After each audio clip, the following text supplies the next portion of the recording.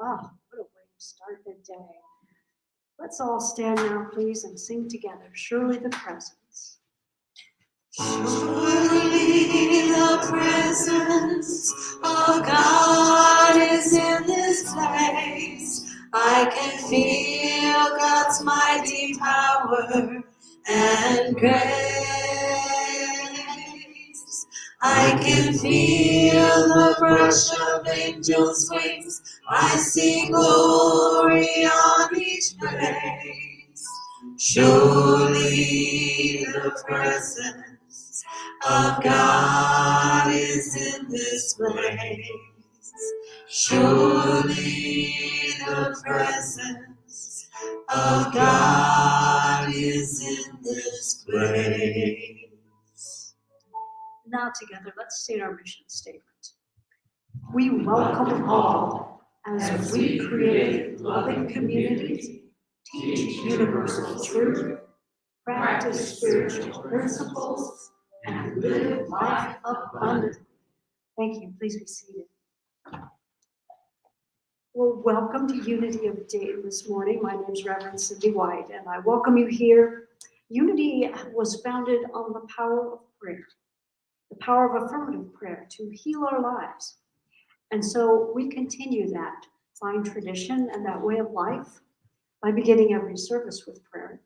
If you would like personal prayer, you can contact myself or Reverend Sue, or you can place a prayer request form. There's purple forms in the seat pockets behind you, or you can send one, for those of you watching online, you can send it to unity@unityofdayton.org, and we will be honored to pray with you. So let's begin this service with prayer. Living and loving Spirit. That's what we are, that's what we've come to know, and that's what we're here to be. And so we open our hearts and minds to that presence of God that's within us and all around us. In this moment, we know that we are blessed. In this moment, we know that we are here for a powerful purpose, even if we don't know what that purpose is. We know that we're here for a reason, and we are here for good.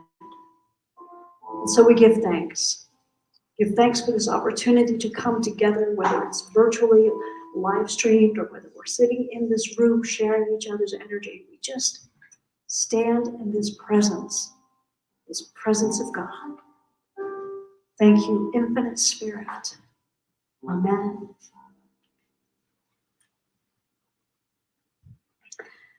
And we have an affirmation this morning. For those of you who are watching on the live stream, I could keep looking over there because there's a PowerPoint on the wall over there. And that's what guides me. And if I get behind, you'll figure it out quickly. I do it every week. So the affirmation this week is, I am one with the one. Notice the second one is capitalized. That's because it's the one spirit, one presence, and one power. So let's say that together. I am one with the one. And so it is. All right. Is there anybody here for the first time today? If you're watching online for the first time, or if you're in the room for the first time, please raise your hand. I think I recognize all of you today. Jerry's back there raising both hands, but I know he's been here before. All right. So we welcome visitors because people come to Unity from all walks of life in all stages of their lives. Sometimes we come in here in our greatest pain. Sometimes we come in our greatest joy. But wherever you are on your spiritual journey, you're welcome at Unity of Dayton. So, all right, next. Featured announcement. Well, what does it say?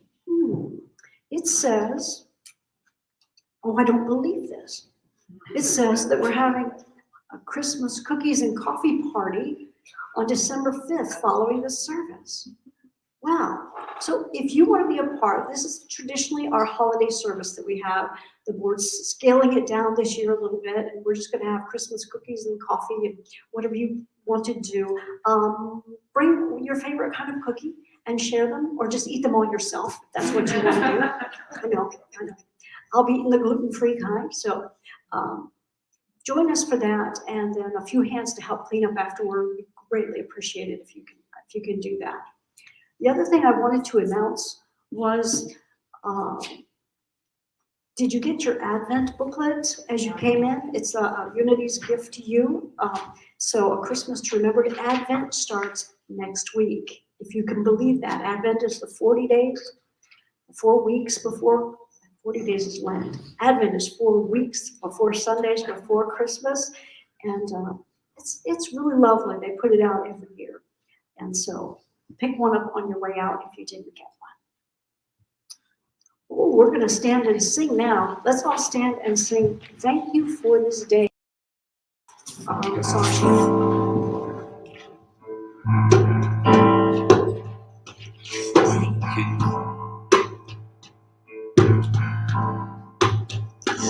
Thank you for this day, Spirit. Thank you for this day. Thank you for this day, Spirit. Thank you for this day. This healing, this healing, this healing day. This healing, this healing, this healing day. Friends. Thank you for my friends, Spirit. Thank you for my friends. Thank you for my friends, Spirit. Thank you for my friends. My wonderful, my wonderful, my wonderful friends. My wonderful, my wonderful, my wonderful friends. Thank you for this life, Spirit. Thank you for this life. Thank you for this life, Spirit. Thank you for this life. This beautiful, this beautiful, this beautiful life. This beautiful, this beautiful, this beautiful life. Thank you for this day, Spirit. Thank you for this day.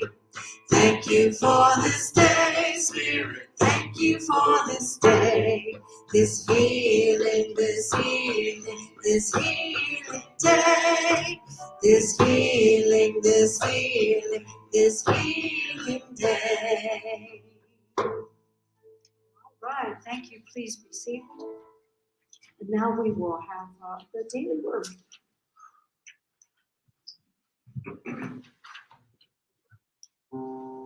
Good morning. The daily word for this Sunday, November 21st, 2021, is grace. And the affirmation is, grace is my constant blessing. I discover grace all around me when I open my eyes, my mind, and my heart to its presence. Grace reminds me that God's love is active everywhere and at every moment. Grace can be quiet as a whisper. It's in the love I hear in the voice of someone dear, and in the warmth and tenderness of a comforting touch. Grace is in the heartfelt welcome I receive when invited into a friend's home. It's the bliss I feel when I know I truly belong. God is the heart of all grace, as goodness and kindness in action, always mine to receive and give in kind. My growing awareness inspires me to share this activity of God generously by calling it into expression. And from the 20th chapter of Acts, verse 32, and now I commend you to God and to the message of his grace, a message that is able to build you up and to give you the inheritance among all who are sanctified.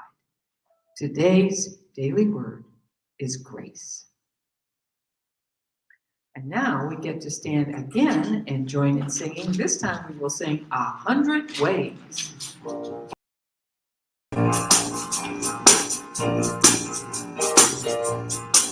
There are at least 100 ways my good is coming to me. There are at least 100 ways my good is coming to me. There are at least 100 ways my good is coming to me. There are at least 100 ways my good is coming to me. At least 100 ways for me to receive. I embrace my good, and I do believe there are at least 100 ways my good is coming to me. There are at least 100 ways my good is coming to me. There are at least 100 ways my good is coming to me. There are at least 100 ways my good is coming to me. At least 100 ways for me to believe. And countless blessings that I now receive. There are at least 100 ways my good is coming to me. There are at least 100 ways my good is coming to me. There are at least 100 ways my good is coming to me. There are at least 100 ways my good is coming to me. My good is coming to me. My good is coming to me. All right, thank you. Please be seated. Now we prepare for a few moments of meditation.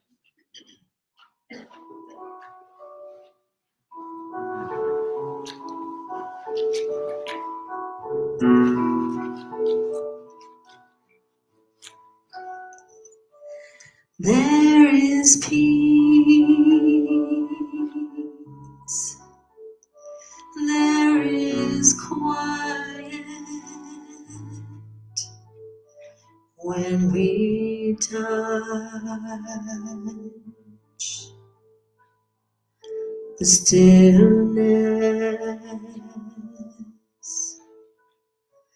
There is love. There is healing when we touch the stillness. There is hope that is growing when we touch the stillness.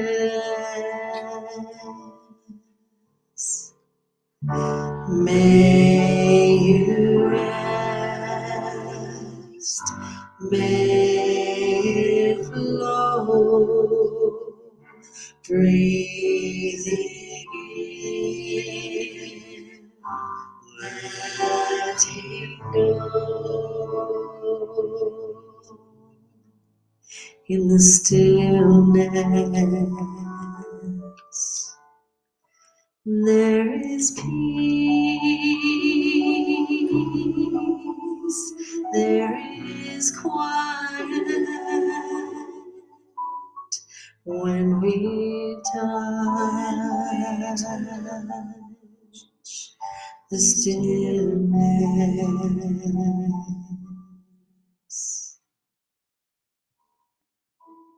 And so I invite you now to close your eyes if you haven't already done so, and if that feels comfortable for you. Take a breath. And breathe in fully, even if it makes you cough. Breathe in fully. Allow your lungs to be filled with the air, and the Spirit is moving through you now. In this moment, the light of God is shining in your heart, in your eyes, and in every cell of your body. The light of God, the energy of God. For we have long understood that light is energy. And what we may not have known is that everything is energy. Our thoughts are energy. The love that we share is energy. The ground upon which we stand is energy. And it is all God. It is all good. And you right now are standing on holy ground. Better said, we are standing in holy ground. For we are made of energy of God, flowing through us, living as us, breathing, releasing, cleansing, purifying, bringing into our hearts the love of God, and every breath that we release is holy. And so we stand in that place of knowing that in every moment we are like air purifiers for God. We are able to transform anything in our atmosphere, anything in our space, and call it good.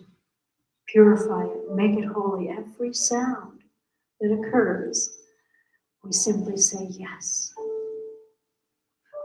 We offer no resistance to anything around us. We just breathe it in, and through the power that is within us, we transform it to good. We call it good. We claim that good. But that's what we are able to do. For we stand in the place of being one with the one. Being one with the one. Able to transform the way we think, the way we feel about everything. We always have that choice. We always have that power. And so right now, for these next few moments, I invite you to allow my words to be the words of your own heart. Infinite Spirit, moving in and through and as me. Here I am. I am here to be a vessel for good. I am here to be the creator of good in this world. I am here to transform anything that seems to be darkness back into the light by simply shining my light upon it. My light is the light of God, shining through my eyes, beating in my heart, moving through my lungs with every breath I take. I am one with the one. And for these next few moments, I will be still. I will be silent. I will simply be aware of that pulsing energy of God that's moving through me now. Moving through me, enlivening me, blessing me, expanding me, growing me into my greatest possibility. I am open and receptive to the still small voice for God. In the silence, in the silence.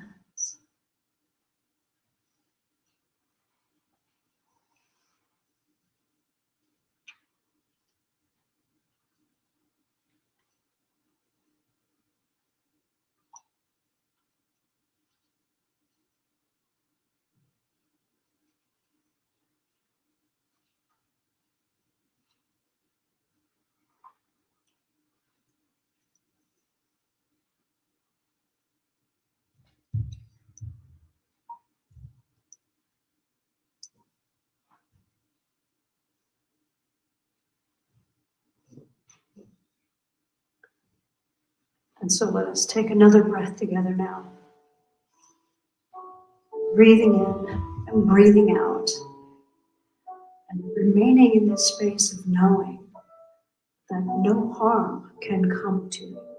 No harm can come to us. We stand in our eternal nature as eternal beings, open, receptive, willing, sharing this life experience and bringing love, bringing light, bringing peace, and bringing truth wherever we are. God is. Thank you, Infinite Spirit, for this knowing. May we remember it as we move through our days. May we be blessed, and may we be a blessing. And so it is. Amen.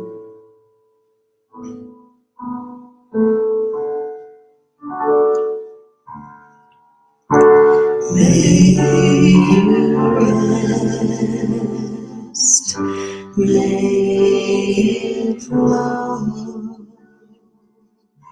breathing in, letting go.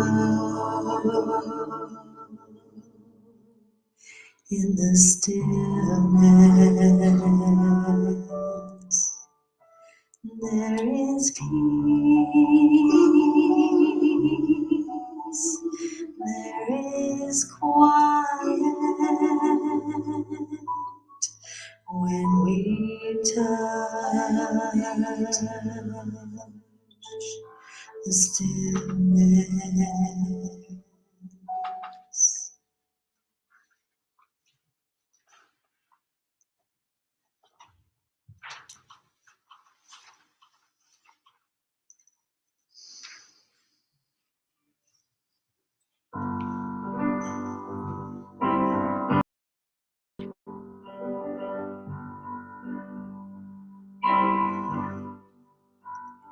Get ready, my soul.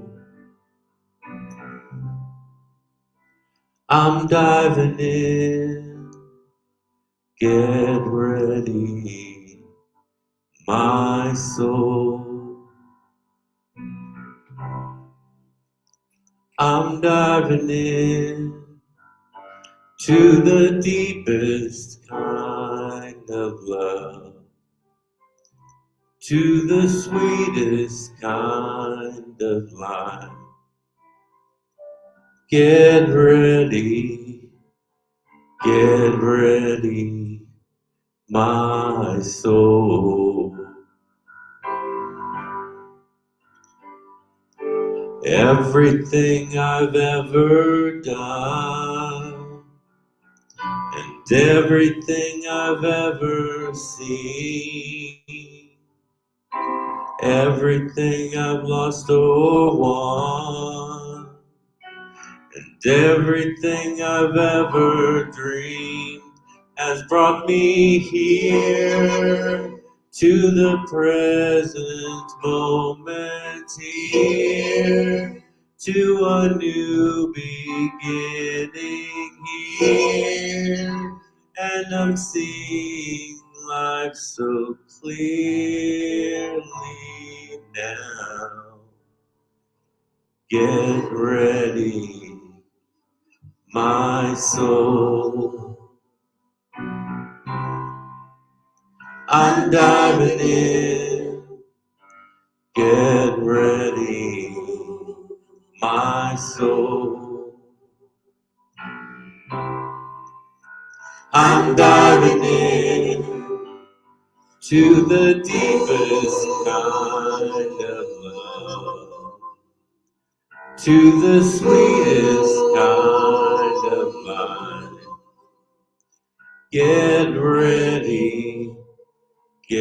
ready, my soul.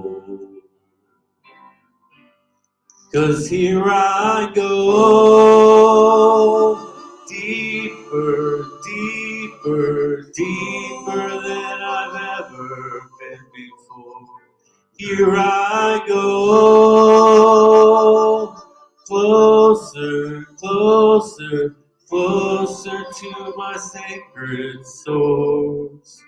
Here I go, deeper, deeper, deeper than I've ever been before. Here I go, closer, closer, closer to my sacred soul. Get ready, my soul. I'm diving in. Get ready, my soul. soul. I'm diving in to the deepest kind of love, to the sweetest kind of life. Get ready, my soul. Get ready, my soul.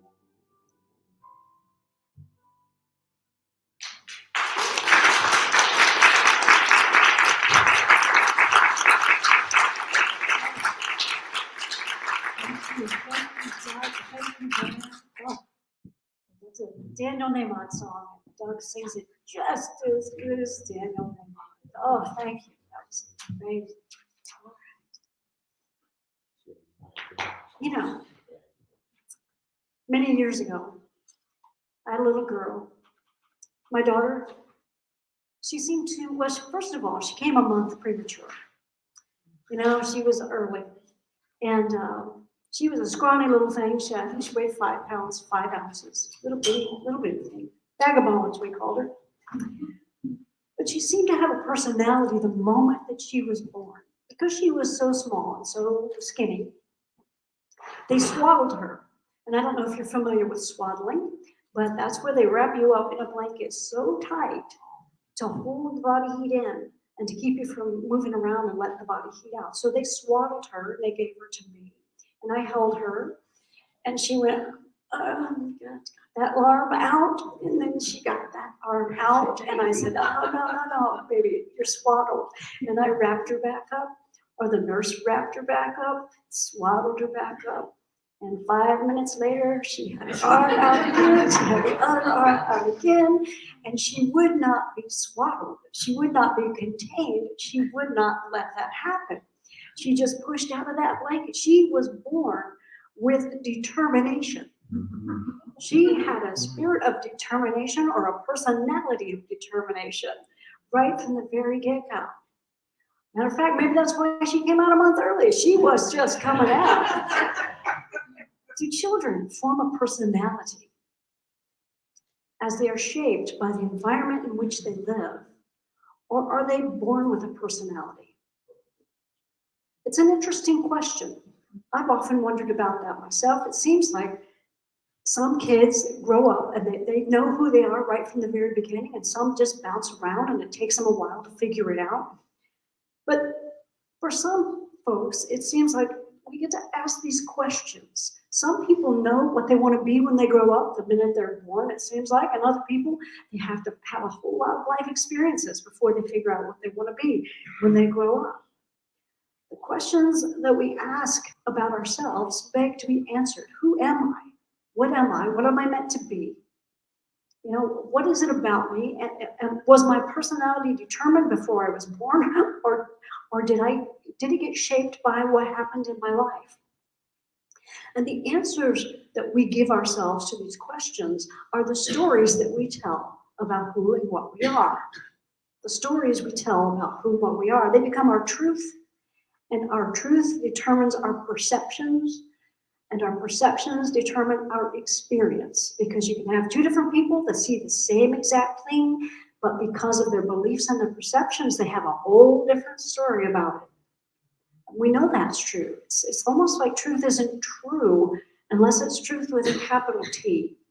The human experience truth seems to be bound, attached to the perceiver.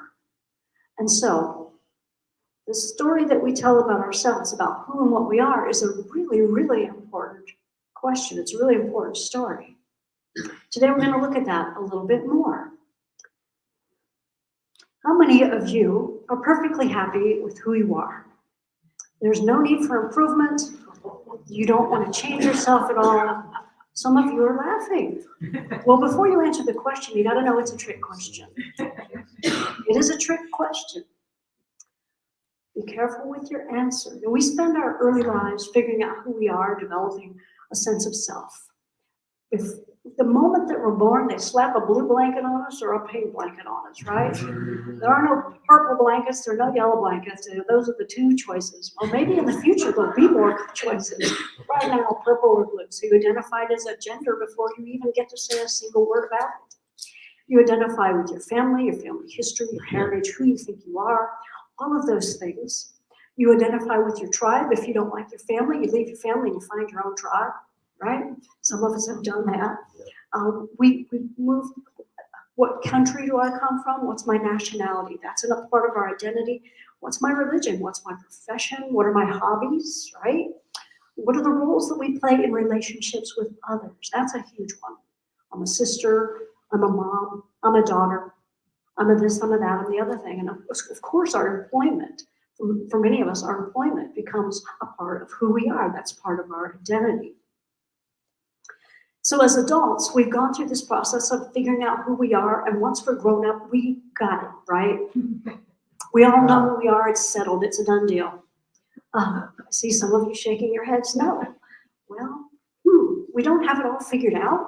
Some of you, okay. We still, even as adults, even as older adults, I'll speak for myself, I still do not have it all figured out. We start searching for something that feels like it's missing in who we are. You know, we start looking, we don't feel quite satisfied with just saying, I'm a sister, I'm a mother, I'm a daughter, I'm a son, I'm a father. There's a kind of like maybe a hole.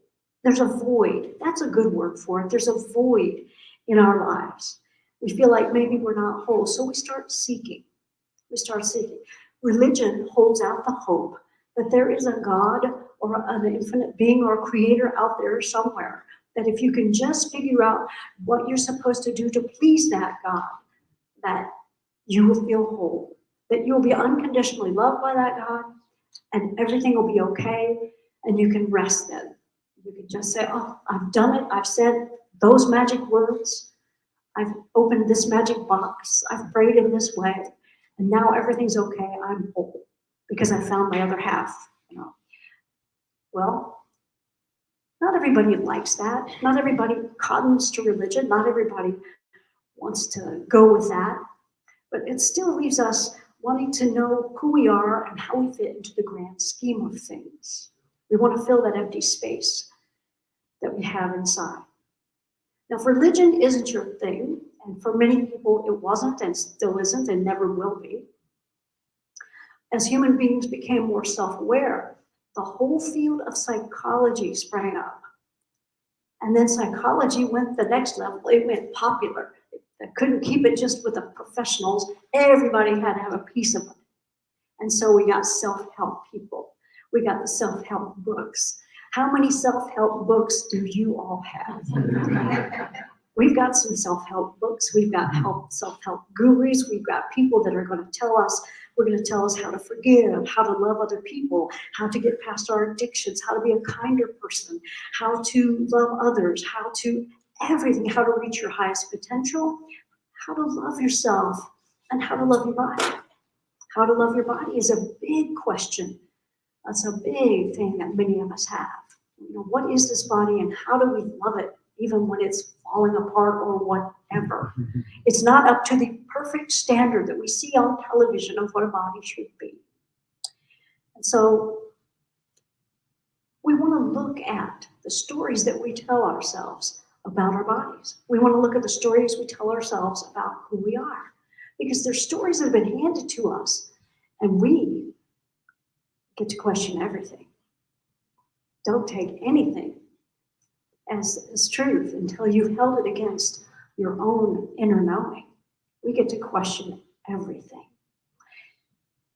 In his book, The Sacred Human, Reverend Jim Rosemurray began teaching the concept of identifying ourselves as sacred humans. It's not a new message, but it was something that he was developing in his own mind and his own practice as a minister. And he tells the story of Donna. Donna came to him because she was 70 pounds overweight, and she wanted to lose the weight, but she wanted to use spiritual principles in order to lose it. And so You can imagine that she had probably tried diets and self-help stuff and all of those other, she may have even gone to gurus that knew all about such things.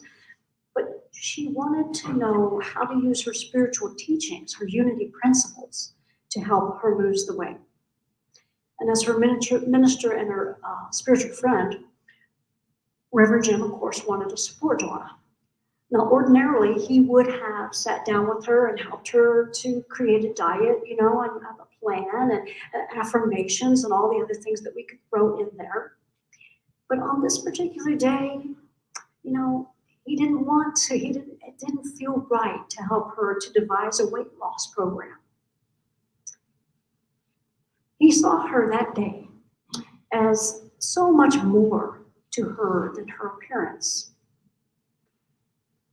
He saw her as so much more than a body. Who she was didn't have anything to do with how much she weighed. And so he sat and talked with her, and they focused on her spiritual identity. This is who you are. And she listened, and they prayed together, and then she went on about her day, he went on about his day. Shortly after that, Reverend Jim moved to a different job, and he didn't really have the opportunity to see her again. And some time went by, but the seed had been planted. And sometimes all that needs to happen in a conversation is for there to be a seed planted. And so time went on. Reverend Jim invited her to explore her spirituality. And many of us have been on that journey. We've been invited to explore your spirituality, even if it was just a calling from within you. I remember getting that one day. I had to know more. And I started seeking. And for some people, it starts in their 30s. Some people started earlier than that. But it's a continuation of that. I want to know the story of who I am. I want to know that story. So we start that. We know that there's something greater than us. There must be. There must be a creator who created us, because here we are. We didn't do it ourselves, right? And unless they've got that cloning thing down pat, we still can't create original new people that are completely different without the normal natural process that's already in place. There must be something out there that's powerful, intelligent, loving, and wise, and has a sense of humor. Must have a sense of humor. I think that every time I look at myself in the mirror. Oh, I love you so much. That's so funny. And so we've got that, and we want to find that which we call God. We've got that desire. So that old story that we're really human beings, that's an old story. And we swapped it for a new story that says we're spiritual seekers. We're looking for God. And we look, and we look, and we look. We explore different religions. We go to different churches. We go to the ashram. We climb the mountain to talk to the guru. We spend a whole bunch of money to go sit in a desert in an uncomfortable position and listen to somebody talk to us. We do all kinds of different things to find that which we call God, right? And we just keep seeking. We just keep looking. We listen to the latest and the greatest new spiritual teacher who's out there. Some would say that we are looking for love in all the wrong places. Yeah. You've heard that before. And I've said this before, but it's so profound to me that I just love it. I'm going to say it again. In her book, What Are You? Notice it was not who are you, it's what are you, by Imelda Shanklin. She said, you are a soul that has forgotten its divine identity, a soul now struggling to remember in the midst of time and in the confusion of experiences that you are the living son of the living God. The living son of the living God. Don't get hung up on the son word. The living essence of the living God. You're the same DNA as God. You got God stuff. You are God stuff. And what this tells me is we're not broken. We don't need to fix ourselves. In fact, the Buddhist nun Pema Chodron said, that the attempt to fix yourself or to change yourself is actually violence against the self. Because it starts from the premise that there's something wrong with you. When in the truth is that you're one with the one. That spiritual DNA is your DNA. It's who you already are. It's what you already are. We don't need to fix ourselves. We don't need to search in the world around us for a way to fill that void. It's already within. We simply need to remember our divine identity. We just need to remember. It's been there all along. We're just out of touch. We're out of touch. We've forgotten in the struggles of time and space our own divine identity. You are the living essence of the living God. You're one with the one. As long as we see ourselves as broken, or overweight, or not enough, or unworthy, or even if we just see ourselves as being a seeker, we won't be in touch with the truth of what we are. Because we're standing outside of that truth. We're standing outside of it. We're the living essence of the living God. Now, Reverend Jim knew that Donna's physical body was not the truth of who and what she was, so he did not want for one moment to give that any energy. He did not give that any energy or any truth. That's why he couldn't write out a plan for her to change, because he knew, for one thing, she didn't need to be changed. She was perfect as she was. And for another thing, everything that she needed to know was inside of her. You don't have to go outside of you to look for advice on what you want to change in yourself or about yourself. It's not wrong to want to change yourself if you're doing it from a place of, I'm moving into growth and expansion. I want to become my highest version of myself. I want to have fun in this. But beating ourselves up for being something that we think we should be and we're not is not all that helpful. He knew that she was a spiritual being inhabiting a temporary physical body. He understood that she needed to love herself fully in order to find that sacred human, in order to find that sacred self inside. Because her sacred self would give her everything that she needed and guide her in that weight loss process. I remember that I used to drink a lot of Diet Coke. I loved Diet Coke. It was a wonderful beverage. And I just thought it was just the cat's pajamas. And when I moved further along my spiritual journey, my taste for it changed. Something in my body said to me, this isn't good for you. Now, that may not apply to you. I'm not saying anything about you and Diet Coke, because that's between you and the cells of your body. But for me, at that point, Diet Coke was no longer a healthy or tasty drink. And so it was not any effort. Now, if you had tried to get Diet Coke out of my hand before that, I would have fought you to the ground for it. But after that, it was like, I don't need this. It was no struggle. It was no work or effort to make that change. Because listening to my body, listening to the divine intelligence within me, I was spiritually guided away from that which was probably not making it any easier for me to be centered in my spiritual self. Your body has to work harder to detoxify poisons than if you don't put the poisons in there. Your body can handle it, no problem. It's just a little more work for the body. So to get to the highest place, that's why people become vegetarians, because they say that the meat is heavier and it's harder to process. But that doesn't make it wrong or bad. It's just a different choice. And we all make different choices on that spiritual journey. So she would be guided, Donna would be guided in that weight loss process from within. She didn't need somebody outside to set up a schedule for her or anything else like that. Spirit within you, knows what's good for you, knows what will bless you, and loves you unconditionally. Spirit within you will guide you, just like it did me with the Diet Coke, to what is highest and the best for you. It doesn't matter what you weigh. It doesn't matter how many wrinkles are in your face. It doesn't matter if you're very young, and it doesn't matter who you love. All that matters is that you love yourself, like your inner being, like your soul, like God within you loves you. That's the only thing that matters. And remember also that this God, this inner being, this unconditional love that God is, loves everybody else just as much as it loves you, right?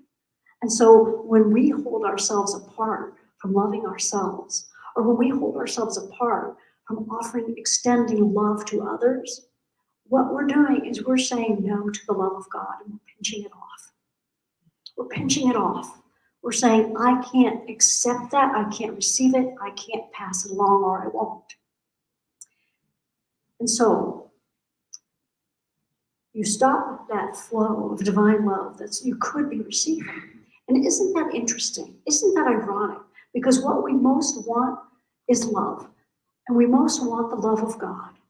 And what we do instead is pinch it off and shut it down because we won't love ourselves first. It's so ironic. It all comes with telling a different story. We get to tell a different story. When you look to someone else for the love that you're seeking, you know that, oh, I got to find my better half, that thing. I've got to find somebody else to love me, to make me feel whole. When we start doing that, we're asking another person to fill the space within us, that emptiness, that void, with something that only God can fill, with only our own awareness of God's presence within us. That's the only thing that can fill that space. But we look outside of us, we ask somebody else to fill it, and then we're disappointed when they die, or when they leave us, or when there's a divorce, or when they just, whatever. Things change, life changes. Now, they never really leave us because I believe, just like quantum physics, once two particles have touched each other, they're entangled, and there is forever a connection that nothing can change. Once love is, it always is, and nothing and no one ever dies.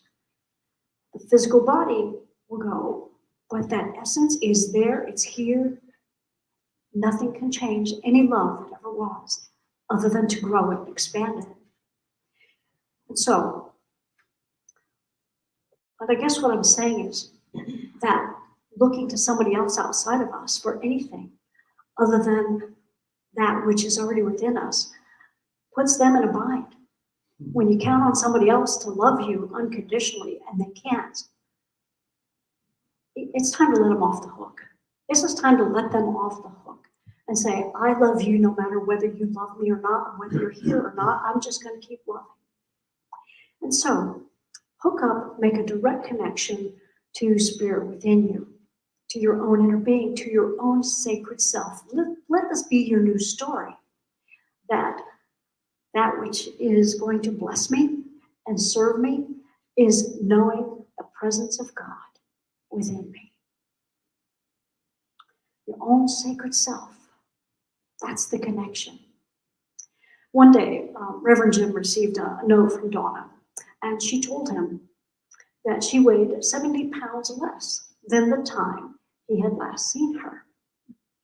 And so he got in contact with her, and he said, how about my wife and I meet you for lunch somewhere? And she said, great. And they got together. It was because he had not tried to fix her and had only accepted her as she was and seen her as the divine, sacred human that she was, that she caught wind of that, because he saw that in her. She saw it for herself and began to move in the direction of that. It became a possibility because he saw the possibility. He reflected back to her spiritual truth, and she caught wind of it. And that's how we can serve each other. We can see each other in that light of a different story, the story of our own Christ nature, the story of our own inner beings.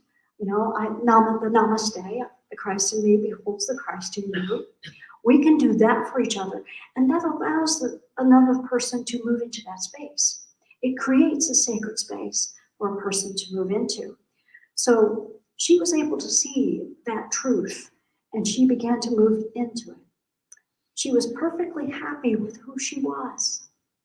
She stopped resisting the weight. She stopped resisting the body image that she had, and she allowed it to be just perfect as it was. And then she was guided to make the steps and take the things and eat what and exercise and all that whatnot without effort, without sacrifice, without struggle.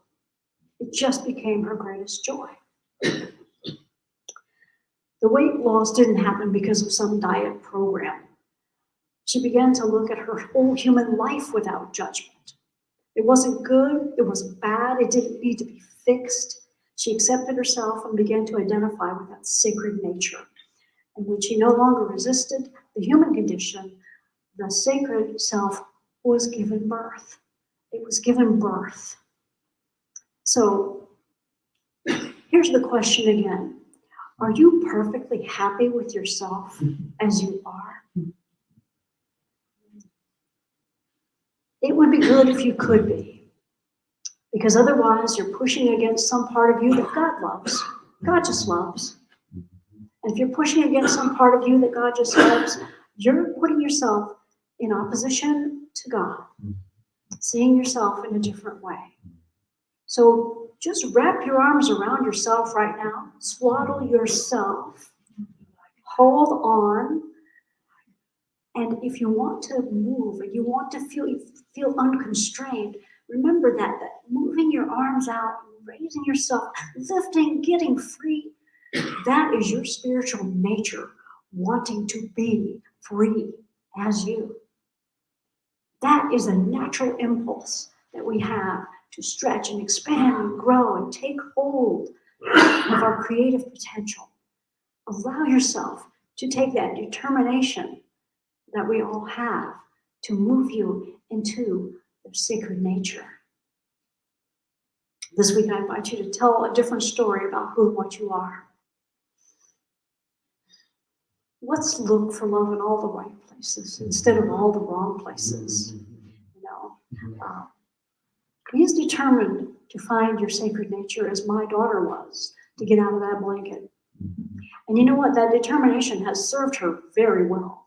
She is an amazing young woman with a great career, and I couldn't be more proud of her. I just wish she lived somewhere besides California so I could see her every once in a while, but that's another story. I'm going to have to work on that one. I have to work on that story. There's no need to seek outside of yourself for God or God's love. You have a spiritual identity that is untouched by human conditions. You have a spiritual identity that is untouched by human conditions. There is more to you than meets the eye. You are the living essence of the living God. You are one with the one. And we all are. We get to offer that to others, to hold them in that light, no matter, I'll just stop there, no matter what. We get to hold that for them. And so that's our invitation this week, is to see ourselves in the light of the truth of our sacred nature. And as you go to family for Thanksgiving this week, is that this week? Snuck up on us, didn't it? Yeah, it's almost Christmas. Hold them in that light. Hold them in the light of their sacred nature. And as we make it so, so it is, and so it shall be. Thank you. God bless you.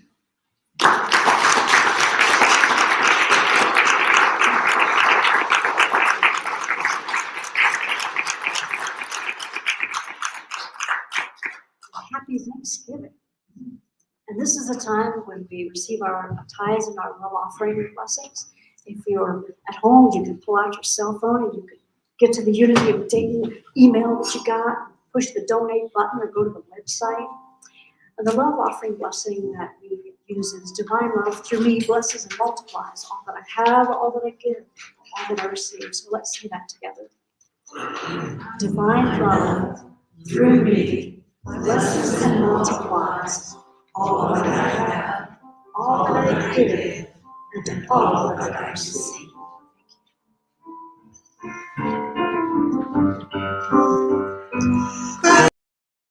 before me, gratitude behind me, gratitude to the left of me, gratitude to the right of me, gratitude above me, gratitude below me, gratitude within me, gratitude all around me. I'm so grateful, I'm so grateful, I'm so grateful, I'm so grateful, I'm so grateful, I'm so grateful, I'm so grateful, I'm so grateful, I'm so grateful, I'm so grateful.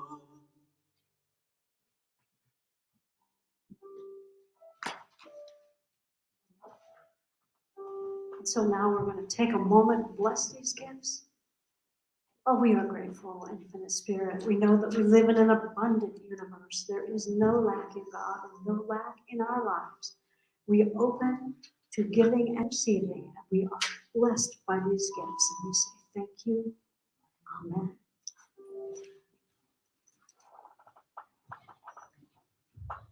Well, this is probably the first week that I remembered to move the words up on the song so that it was there for you. But you all know it by heart anyway. So now we have transformational opportunities. Oh, where are they? I want to take an opportunity to say thank you to Colleen, to Christine, to Eden, to Jerry, to Brenda, to Kelly and Victoria for gifting us with the magical afternoon yesterday, an intermystical afternoon. Anybody else who had a part of that?